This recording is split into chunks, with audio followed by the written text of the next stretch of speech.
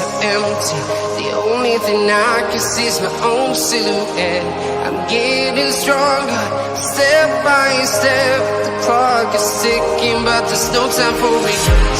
I've been flying from town to town.